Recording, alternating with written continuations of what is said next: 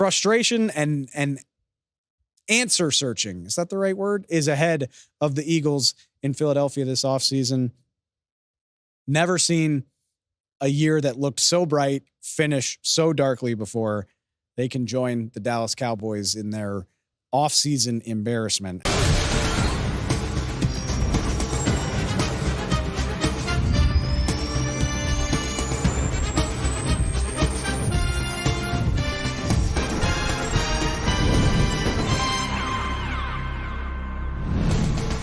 Welcome into the NFL on Fox podcast presented by Verizon. I'm Dave Helman. Wild Card weekend is officially over, and I don't know about you, but it's starting to feel a little bit like deja vu.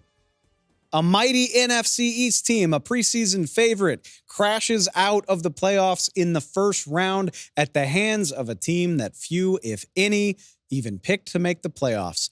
Not talking about Packers Cowboys today, talking about the Philadelphia Eagles going down to Tampa, Florida, and getting waxed by the NFC South champion Tampa Bay Buccaneers 32-9 on the final day of the wild card round. Get into that today. There was another wild card game. The Buffalo Bills knocked the Pittsburgh Steelers out of the playoffs, setting up the divisional round. We will preview all of that. Got my buddy Greg Auman here to talk about the Buccaneers-Eagles side of it. Going to talk to Henry Mckenna about Bills-Steelers. Please, you know the drill. Please go find us on all of the social feeds, Spotify, Apple Podcasts. We are going 4 days a week, all the way up to Super Bowl 58, offering you previews, breakdowns, awesome interviews. Got some big ones coming up this week. Go find it all. But we're going to lead with the last game of Wild Card Weekend. And Buccaneers fans, I'm going to give you the same spiel I gave the Packers yesterday. Baker Mayfield, an incredible night. He bombs away for 337 yards. He could have been one of the leading single-game passers in playoff history if his teammates could catch the damn ball. Baker Mayfield, over 300 yards and 3 touchdowns, and that's with every receiver in Tampa bobbling passes all night long. Mike Evans with a couple drops. Cade Otton. It could have been 400 plus for Baker and another touchdown or so, and I wouldn't have even blinked. It was that kind of night. We'll get to it. Well, that's what I meant to say. We'll get to the Tampa side of it. I still think, even with the month that they've had, you have to start with the Philadelphia Eagles, a team that was on top of the league not all that long ago, 10-1. I remember doing segments on this very podcast about how you can be mad at it, but you have to respect it. Result after result after result. One loss to the New York Jets was when they couldn't stop turning the ball over. Nobody had the formula to stop the brotherly shove and this Eagles team. And how is it the same season that we watched this? Buccaneers receivers running all over the place. Jalen Hurts having no time to throw, getting dragged down for a safety. You realize Jalen Hurts scored more points for the Buccaneers in the second half of this game than he scored for the Philadelphia Eagles. They get shut out after halftime. Nick Sirianni with a couple of questionable coaching decisions, taking an extra point and a field goal off the board. I'm going to talk about that with Greg Auman in a minute, but just a striking final image of a team that I maintain. People can come at me and say that the Eagles have always been fraudulent, and no, it never looked as good in 2023 as it did the year before. But up through the first 2 months of the season, there was a confidence, a swagger, even on occasion, some dominance from this team that could always find a way, always adapt itself to the circumstances it was playing in. And then in the blink of an eye, just lost every answer imaginable. And defensively, I at least kind of understand it between injuries and players aging out. Offense, up until tonight, I know A.J. Brown didn't play against the Buccaneers, but the cast of characters was largely the same, and the results just weren't. A completely inept Philadelphia offense never were able to get their running game going in the second half of the season, relied way too much on deep shots. Honestly, basically the majority of Philadelphia's offense, even in this game, was heaving up prayers to Devontae Smith. And he is a good enough receiver, even without A.J. Brown, that he made that look smart more often than not. I think I've said this already on this show. I don't remember anything like this. A team going from, at the very least, being one of the top 2 seeds in the conference to A wild card, and B, out of the playoffs without much of a fight. Just like the Cowboys yesterday, it's worth looking at in some detail in terms of where they go from here. I guess on the bright side, I can see the path forward for the Eagles, just in the sense of, no, I'm not giving up on Jalen Hurts. I'm not giving up on the combo of A.J. Brown and Devontae Smith. You can always find a good running back to run behind this line. And fortunately for the Eagles, whatever losses they incur on defense, I think I can speak for all of their fans when I say nobody's going to be sweating those losses overly much. Secondary needs to be overhauled. The linebacker position in Philadelphia has been a wreck for most of the last decade. Maybe Howie Roseman looks to the linebacker position in the draft for a change. Continue to add talent to that front. Like, I see the path forward, but it's a striking reminder of how fleeting success is in the NFL. There are going to be changes. I think the broadcasts on Monday night did everything they could to hint that this might be the last that we see of Jason Kelce in a uniform. No word. He declined to talk to reporters. No official word on whether he's going to retire, but watching him get teary-eyed and hugging staffers and coaches on the sideline in the final minutes of this game, it's easy to wonder, it's easy to assume that could be coming. And even if it doesn't, guys are going to leave in free agency. Other guys will retire. I saw Brandon Graham said he wants to play one more year. We'll see if that happens. This team that looked like it would be together for a while and be right back in the Super Bowl fell well short of that. And if I know anything about Howie Roseman, regardless of what he does, he's going to try very hard to overcorrect the mistakes that were made this year. I'm going to trust our guy, Jay Glazer, and assume that head coach Nick Sirianni is safe. Maybe I'll be wrong about that. I guess we'll see. I think the head coaching positions in Dallas and Philadelphia are going to be interesting to watch in the coming week or so. But even if Sirianni stays, the coordinator situation was a fiasco in Philly this year. They already demoted Sean Desai, their defensive coordinator, weeks ago. I'm going to imagine Matt Patricia doesn't get the DC job full-time moving forward.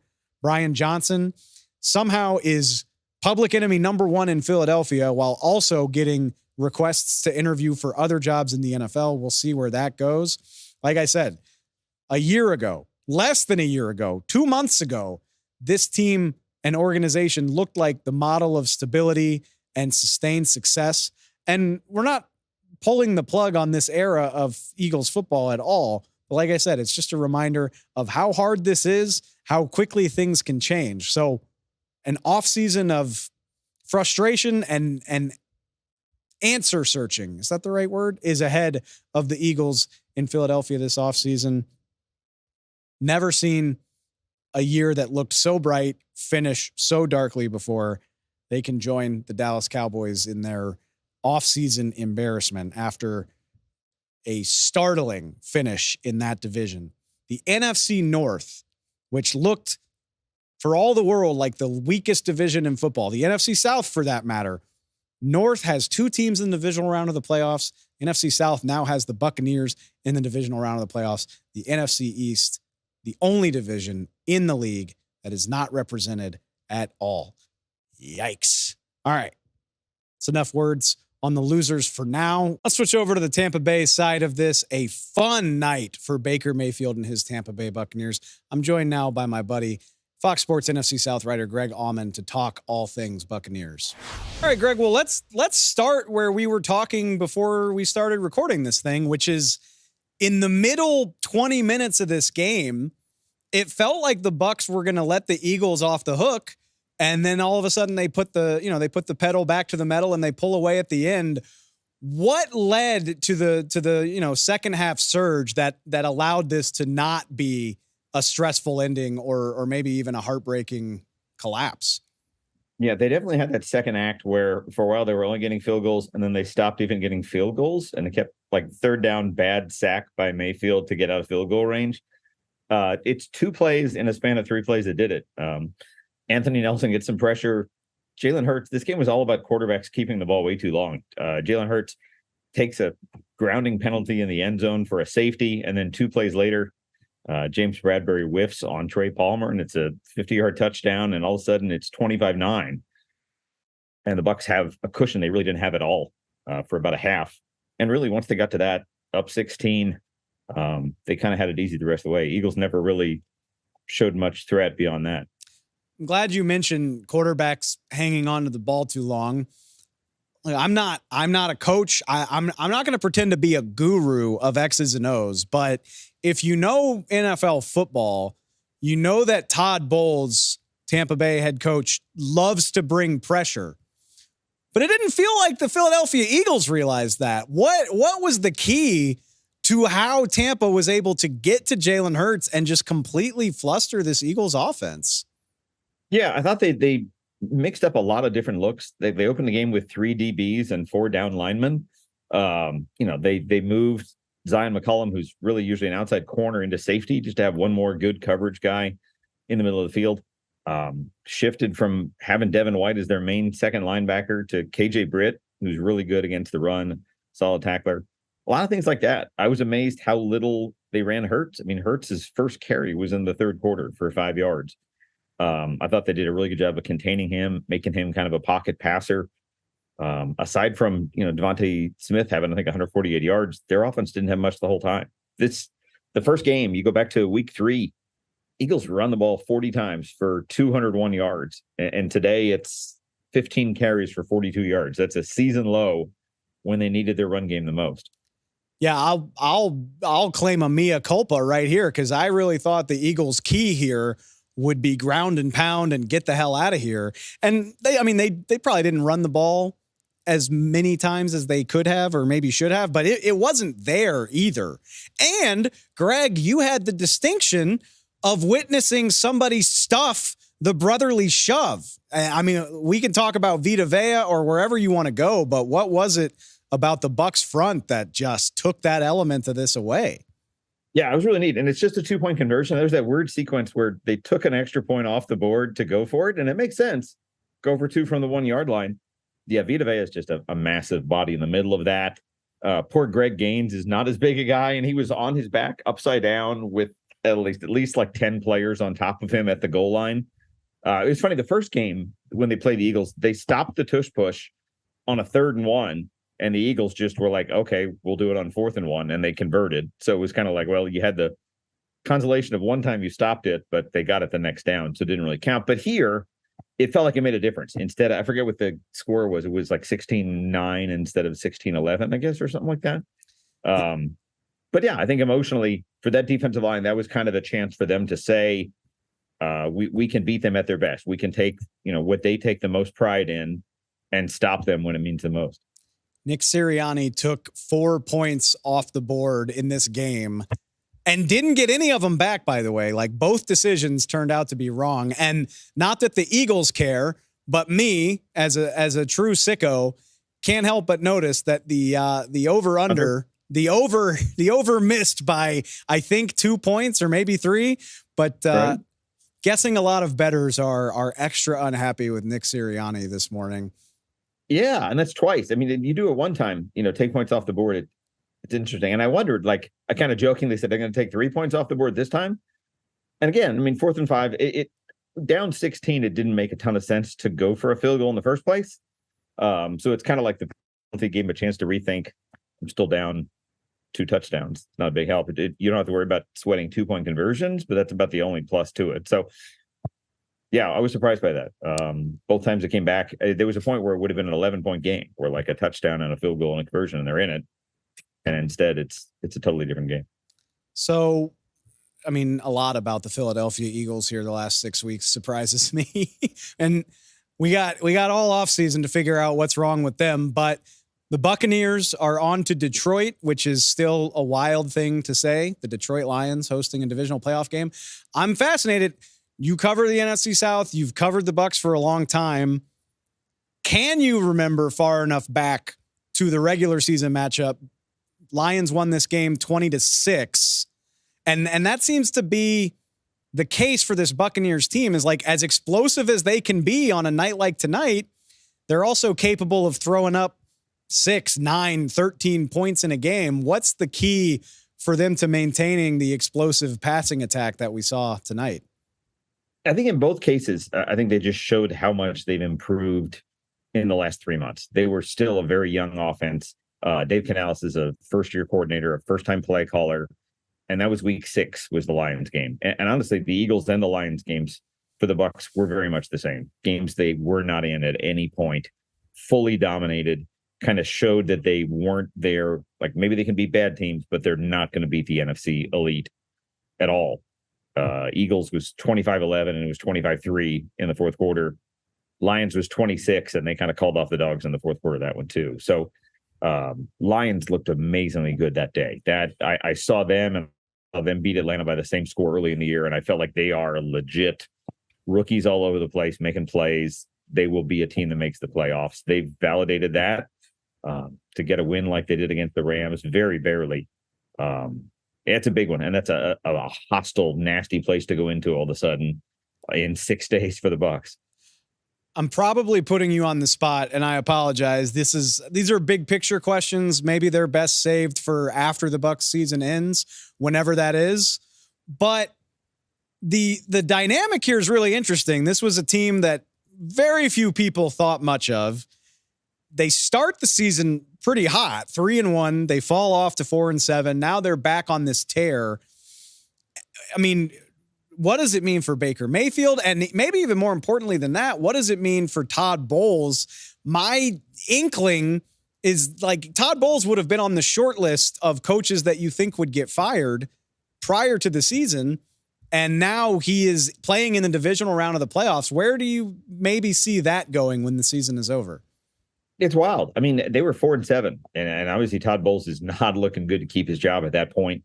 And even 2 weeks ago when they're playing Carolina, if they had lost to Carolina and didn't clinch the division, just that collapse of losing your last 2 when you only need to win one against the worst team in the NFL could have done him in.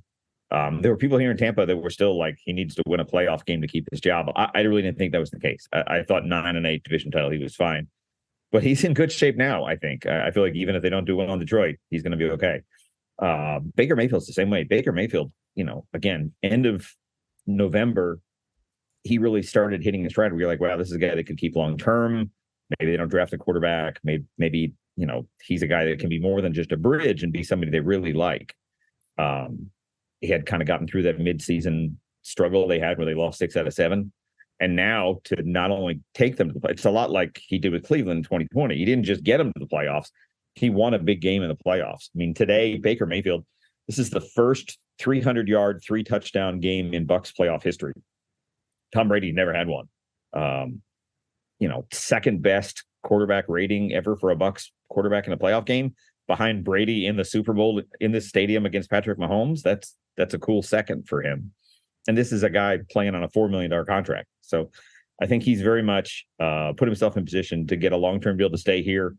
I think he knows he wants to be here. I think the Bucs kind of had that thing where they know he doesn't want to roll the dice and try another new team and whatever it might bring to that. So right now it's just finding a number that's, not an insult to him and tells him that he's coveted and wanted by modern NFL quarterback standards. And then, hopefully that's a contract that'll still allow them to bring Antoine Winfield back and let him have Mike Evans as a receiver. They've got some free agents they have to deal with, but it's not anything impossible. They can bring back most of this team pretty easily. I don't want to guess at what the number will be, but I'm confident it'll be bigger than what he signed for last March. And I'm happy you mentioned Antoine too, because you're my fellow Antoine Winfield supporter. Happy the guy made somebody's all-pro list. It was well-deserved. Greg, I don't know how many people called it, but the Buccaneers on to the divisional round of the playoffs. We will check in with you about it soon, my friend. I appreciate it. Thanks, Dave. Good to talk to you. Thanks to some unforeseen circumstances, Eagles-Buccaneers was merely the second half of a doubleheader instead of the standalone Monday game, as we talked about. thanks to a metric shit ton of snow. Is that an official measurement? A shit ton of snow at Highmark Stadium in Orchard Park, New York. The Buffalo Bills and Pittsburgh Steelers had their wild card game moved to Monday afternoon. The Bills down the Steelers by a score of 31-17. Probably the game that followed the script the most closely of all of the wild card weekend matchups. Steelers did what they could to muck it up, keep it close. It was a one-score game in the second half, but a very convincing win by the Buffalo Bills. Josh Allen doing his Superman thing. The Bills are on to the divisional round and a very juicy matchup against the Kansas City Chiefs. The Pittsburgh Steelers back in all too familiar, uncomfy territory, good enough to have a winning record, not good enough to do a whole lot else with it. It has been 7 seasons now since the Pittsburgh Steelers won a playoff game. Their average margin of defeat in their last 3 playoff losses is 15 points. So not even overly competitive when they do reach the postseason. Something that's going to bear looking into as the Steelers move forward. But let's focus first on the winners. Going to talk to our buddy Henry Mckenna, our Fox Sports AFC East writer, about a big day from Josh Allen and the Buffalo Bills. All right, Henry, it feels like a familiar refrain in my opinion, but I guess that's why for all of the hand-wringing about turnovers, that is why you put up with the downsides of Josh Allen, because the upsides are really, really badass. Yeah, 4 total touchdowns, 3 passing, 1 50 plus yard rushing attempt for the 6-pointer. It is as complete a game as we've seen from Josh Allen maybe this season. 0 turnovers is and that's as kind of good as it gets with Josh Allen. I think obviously third quarter of this game against the Steelers, kind of a snoozer for Buffalo. That's as good as they play. They still managed to figure out how to sleep their way through 15 minutes of a playoff game. And lucky for them, the Steelers are not good enough to make them pay. So, I mean, like, you know, as far as playoff games go, was this electric? No, but, you know, you still get the sense that the Bills are getting better, maybe not healthier, but maybe better. Yeah, we'll talk about the health aspect of it, because that is a big storyline coming out of this game, especially now with Kansas City on the horizon. But I tend to agree with you. It was it's a weird vibe when the Steelers are doing their Steeler thing. They're blocking kicks and making plays, and all of a sudden it's a 1-possession game in the fourth quarter. And I still wasn't really worried. Like, I never really believed that the Bills were in danger, even when it was 24-17. And yeah, I think it's a testament to how well Josh Allen played. I think it's also the defense kind of coalescing. But in general, it just seems like the confidence is sky high with this group. Yeah, I mean, if we were thinking about the first half of the season and this Bills team seeing the Steelers creep into the game, then yeah, we would be like looking at it totally differently. But given what we've seen from the Bills over this 6-game winning streak, you can feel confident, right? Like, they've won. Admittedly, they play down to their opponents, just like we saw against the Steelers, but they beat the Dolphins, they beat the Patriots, they beat the Chargers, all by a touchdown-ish or less, or a touchdown or less specifically. And then they beat better teams. But even when they're playing down, they don't lose control of the game.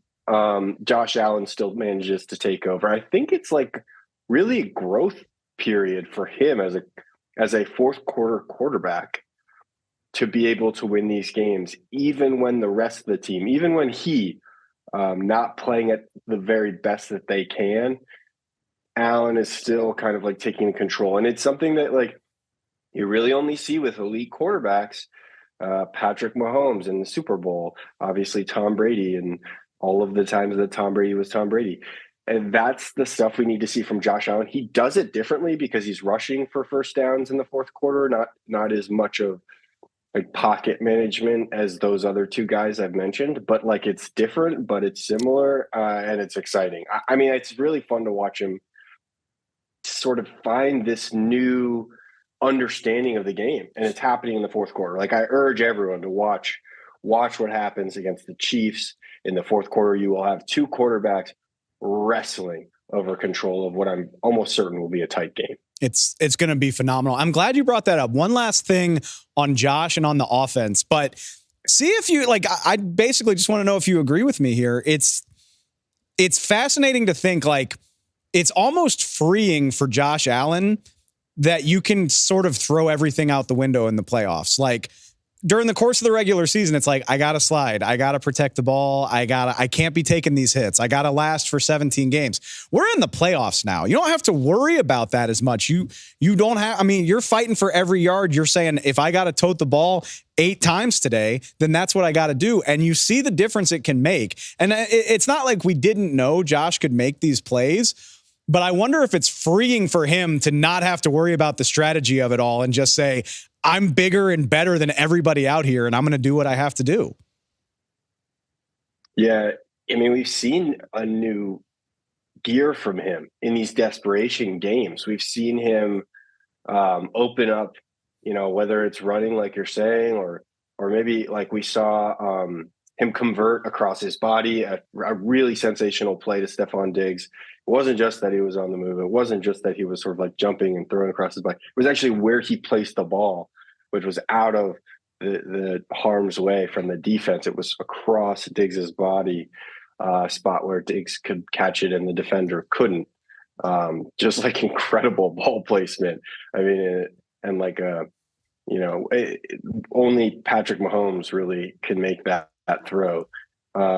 So yeah, I think he's like learning to be up against a wall, the best quarterback he can be. And that's just being a great quarterback in general is like playing at your best in those situations. Now, the question is, he's 0-2 against Patrick Mahomes in postseason games. Patrick Mahomes has never played on the road and therefore has 0 postseason wins. Something's got to give, right? One guy has got to notch a win in either one of those categories, and we'll see which one does it Sunday night. It's a TV executive's dream. It's a football fan's dream. Speaking of which, I mean, obviously, Josh Allen and Patrick Mahomes aren't ever going to be on the field at the same time. And the last thing I want to ask you about before we get out of here is the Bills' defense did what they needed to do against Pittsburgh, but a unit that's already dealt with so many losses. Looks like they're going to be without their young linebacker, Terrell Bernard. As we're recording this, not 100% sure of the severity, but a cart came out for him. There was an air cast involved. I don't think I'm stepping out on a limb saying he probably won't be available for this game.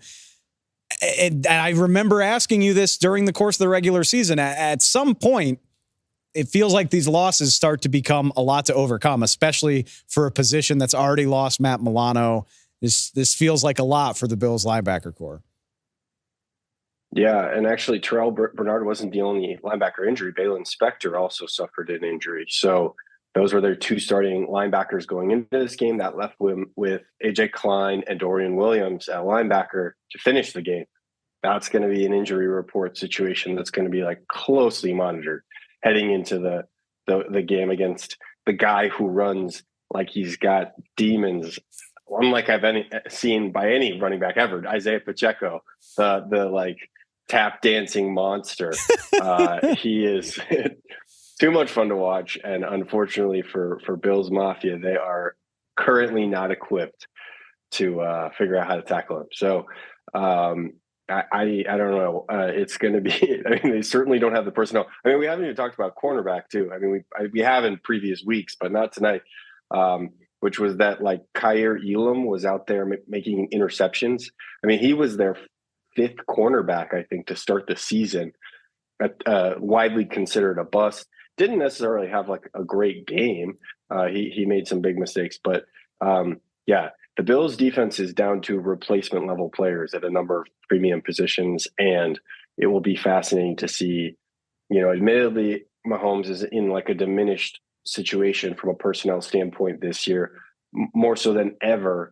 And still I'm like pretty interested to see what he can do against this Bills defense, which has been like underachieving given all of their injuries, but it just keeps getting more in terms of, what that injury report looks like on a weekly level. It's like some comical game show where it's like, okay, Sean McDermott, your guys are good. How are you without Matt Milano and Trey White? Okay, you figured that out? All right, well, let's take 2 or 3 more guys away. And it looks like they're going to be undermanned against the best quarterback in the world. So we'll see how it goes. We got plenty of time to get into that. But for the time being, the Bills are in the divisional round, just where we thought they'd be all along, right, Henry? Yeah, at 6-6, we couldn't have seen this coming, but Josh Allen did. And so he gets to say, I told you so. That's all that matters. I appreciate it, man. I'll talk to you soon.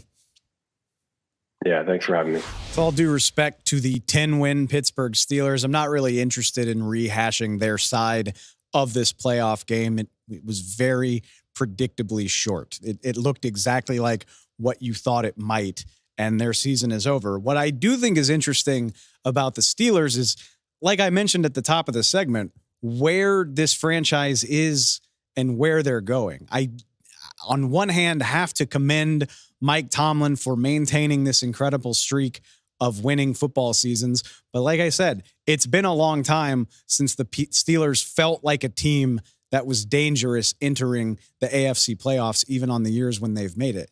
Where do they go from here? The thing that compounds it, number one, the quarterback situation in Pittsburgh. Kenny Pickett has been healthy for at least 2 weeks since injuring his ankle during that abysmal losing streak back in December. Mason Rudolph is the guy that led them on this winning streak over the last 3 weeks into the postseason. Not a memorable day from him in Buffalo, but he acquitted himself fairly well for the third quarterback that the Steelers turned to this season. But therein lies the point. Mason Rudolph is a free agent now. It's just a 1-year deal. Not sure you saw anything from him that makes you think he's the long-term future in Pittsburgh. We don't need to talk about Mitchell Trubisky. And what do you do with Kenny Pickett? Just his second year. He's a first-round pick. I can hear the logic that says it's far too soon in his career to give up on him, especially considering his offensive coordinator was fired midseason, yada, yada, yada. The point remains, this was a guy that the Steelers spent a very expensive first-round pick on and didn't go back to him when he was healthy enough to play in some of the biggest games of the season, including the postseason. I just think that signals something. I'm not trying to take Kenny Pickett's job away, but it doesn't seem like his organization is overly enthusiastic about him starting at quarterback for them. It's a heck of a crossroads to be in. You know, a Mike Tomlin coach defense is going to be good. You know, there are weapons on that offense, whether it's George Pickens in his flashes of talent, whether it's that running back duo, the things that Najee Harris and Jalen Warren have done. There's stuff here worth being excited about, but you got to find some sort of better answer at quarterback in order for anybody to believe that this is more than a 7 seed that winds up losing its first game. What do they do there? They're positioned at 21 in the draft order now. That's around where they were when they picked Pickett. Is that good enough? Do they do something bold, whether it's in the free agent market or with a trade or a draft pick? Bold is almost the antithesis of the Steeler way. They're much more about just dogged consistency, all that blue collar stuff going all the way back to the 1970s. It's hard to imagine them doing something, for instance, like what we saw from the Carolina Panthers this past offseason, mortgaging the future to go get a young guy to build around. It's hard for me to imagine that, but maybe it's time for the Steelers to think outside the box. I don't know. And I also don't know what the future holds for Tomlin. Clearly, one of the most accomplished coaches in the NFL, one of the best resumes of any active coach, especially after the departures of Bill Belichick and Pete Carroll. And yet, we are now all well aware that he only has 1 year left on his contract, because when he was asked about it at the conclusion of his post-game press conference, he walked off the stage, which you can take that to mean a lot of different things. I would imagine it just means Mike T doesn't want to talk about something like that when he's still fuming about his season ending. But it is such an interesting place that a team, a coach that have experienced so much consistency and so much success are now at a moment where frustration is completely understandable. It sounds really good to not have a losing season for 15 years, but when it's been almost a decade since any of those winning seasons amounted to anything meaningful, I get it if Steeler fans aren't celebrating that streak the way that a lot of outsiders seem to do, including me. I think it's amazing. But if my emotions were invested in the Pittsburgh Steelers, I'd probably be sick of hearing about it. Once again, it is a fascinating storyline to watch in the offseason. What do they do at quarterback? What is the situation with Mike Tomlin? I would assume he's going to be the coach of the Steelers moving forward, but that's never stopped anybody from recklessly speculating. Bill Belichick and Pete Carroll are gone from their jobs, so who's to say in this crazy mixed-up world? But I'm so interested to see if the Steelers do anything bold outside of the norm to snap out of this state that they're in right now, or is the blue-collar dogged determination so entrenched in their DNA that that is the way that they go to try to move on from here? Something to watch, but in the meantime, their season is over. It never felt that close to amounting to more than what we saw. That is the case. Pittsburgh, just another team on the list of interesting storylines for 2024, but no more games for them. There are, however, 8 teams still playing games this weekend. Monday night finalized the divisional round bracket. We know who everybody's going to play. We know when it's going to happen. Divisional weekend in the 2023-2024 NFL playoffs is set. In the AFC, the number 1 seed Ravens were off this weekend. They host the upstart Houston Texans in a week 1 rematch, actually. Have a feeling a few things have changed there since that game. Obviously, the battle of the all-world quarterbacks, Patrick Mahomes and Josh Allen, happening in Buffalo, the 2 versus 3 seed. On the NFC side of the bracket, you have the 1 seed 49ers hosting their old nemesis, the Green Bay Packers, after the Packers' big upset over Dallas, 1 versus 7. That leaves Detroit hosting Tampa Bay in the 3 versus 4 game on the upper side of that bracket. Let's be honest. Let's call it what it is. The sex appeal's on the AFC side of the matchup. You got Lamar Jackson, the likely MVP, against CJ Stroud, the likely rookie of the year. You got Allen and Mahomes. Are you kidding me? We could do Allen and Mahomes every year for a decade, and I would never get tired of it. I hate to compare it to Brady versus Manning and everything that they've accomplished, but I'm sorry. It's must-see TV. I can't wait. That's not to diminish what's happening in the NFC. I don't think it's as easy a sell, but 2 super interesting storylines. For starters, how about the script getting flipped on San Francisco and Green Bay? It's typically the Niners that torture the Packers as the plucky underdog. Remember, it was just 2 years ago, the Niners as a 6 seed beat the number 1 seed Packers. Aaron Rodgers, MVP. Green Bay couldn't score more than 10 points, ruined their season. Now it's the Packers' turn to play spoiler. They've lost 4 straight playoff games to San Francisco, and they've had a couple really promising seasons ruined by the Niners. Can Jordan Love flip the script? Oh my God. They might name a street after him even without the Lombardi Trophy if he can ruin this San Francisco 49ers season. And yes, Lions, Buccaneers, absolutely interesting. We talked about it already. Baker Mayfield coming from off the trash heap to be a game within the conference championship.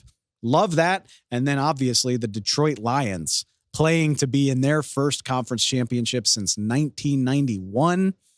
Could you imagine the party in Detroit if the Lions win that game? I mean, theoretically, there's even a possibility the Lions host the conference championship game if they get that upset from Green Bay. Oh my God.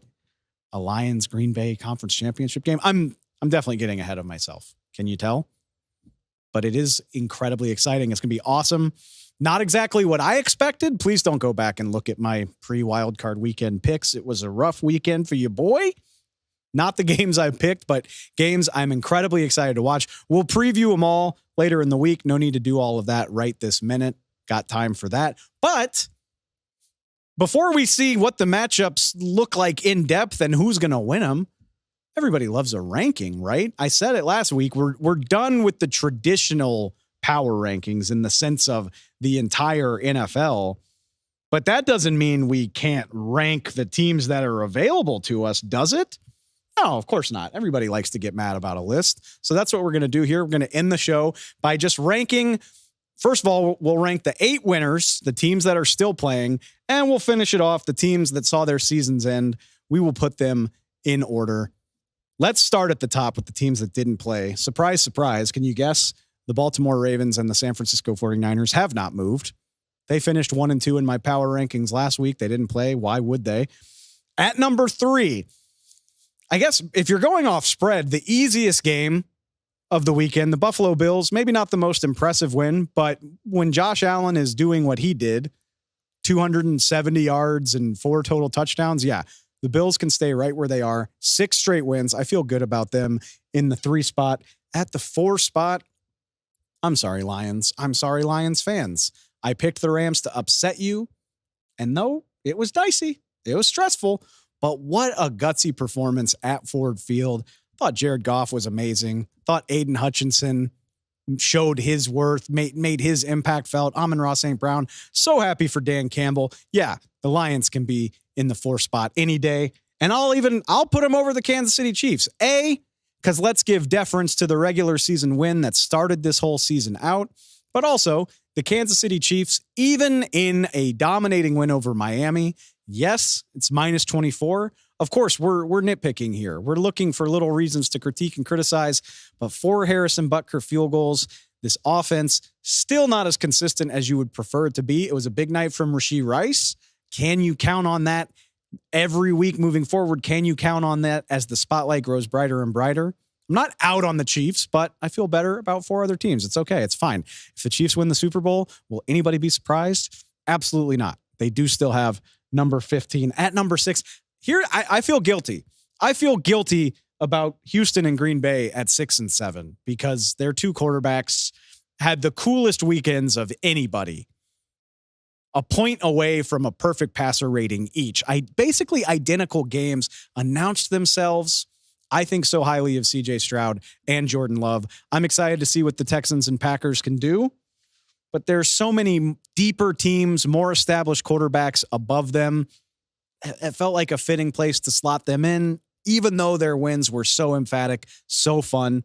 And then rounding out the winners, look, Baker Mayfield wants the motivation anyway. He loves to play with a chip on his shoulder. So I do still think, even after a dominating win against Philadelphia, the Bucs are the all-around weakest team of the winners. But hey, they're a win away from the conference championship game, so certainly not a criticism. Moving it on down to the teams that lost this weekend, a gutsy performance by the LA Rams on the road. Matthew Stafford was incredible. They finish in the top 10 after where they were in the preseason. This year is a win for them. My only criticism, Sean McVay's timeout usage, not my favorite, but a winner of a season, finishing number 9 in the league. Can't say enough about how impressive that is. Really, from the rest of the way down, we're just talking about who was least embarrassed. The Dolphins score a touchdown, a forgettable night from Tua Tagovailoa and the Miami offense, but between the injuries and the Arctic temperatures, it kind of felt like what was supposed to happen. I'm not going to dog them too much for that, although it is not quite as bad as another team we're going to talk about, but a late season that not a lot of people will remember fondly for Miami. 11, Cleveland went down to Houston, got their butts beat. Really, really ugly, particularly on the defensive side of the ball. I'm not going to kill Joe Flacco too much for the 2 pick sixes. The performance that the Cleveland defense gave up, I expected better. Still a team that went through 5 starting quarterbacks. Cleveland Browns finishing at number 11. Number 12, I'm going to give it to the Pittsburgh Steelers. Are they as good of a team as the Eagles and the Cowboys? Absolutely they are not. Did they acquit themselves better in the wild card round of the playoffs? Absolutely they did. The last 2 spots in the power rankings, I put Dallas above Philly because they spanked Philly a month and a half ago, but the Cowboys and the Eagles, take your pick. What do you think is worse? Somebody actually asked me this on Twitter. Would you rather finish the season more strongly, as the Cowboys did, and have the rug completely pulled out from under you, the only home team that lost on Wild Card Weekend, losing in your building as a 7-point favorite? Would you rather have that upset loss come at you out of nowhere? Or would you rather be the Eagles, who finish out 14th? They were 10-1. They're now 11-7. Loss after loss after loss. The dysfunction, the inability for any kind of consistency on offense, the putridness of that defense. The roster's amazing for both of these teams, really.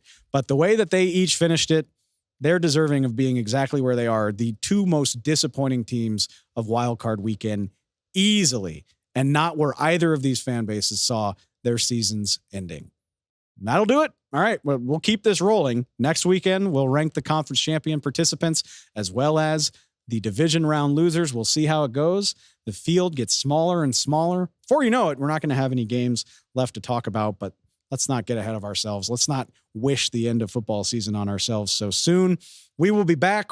There's coaching news. There's matchups to get to. There's going to be hirings. Shoot, maybe there'll even be firings. Feel like that's still on the table in at least a couple of NFL cities. We will have everything that you need to know here. Please give us a follow on Spotify, subscribe on Apple Podcasts, wherever you get your podcasts. Go find the YouTube channel, tell a friend, tell a family member, tell your teacher, tell your coworker. I don't know, tell somebody about the show. We will be here all through the rest of January, leading right up to Super Bowl 58. Until then, plenty more shows before the final game of the season. We will catch y'all next time.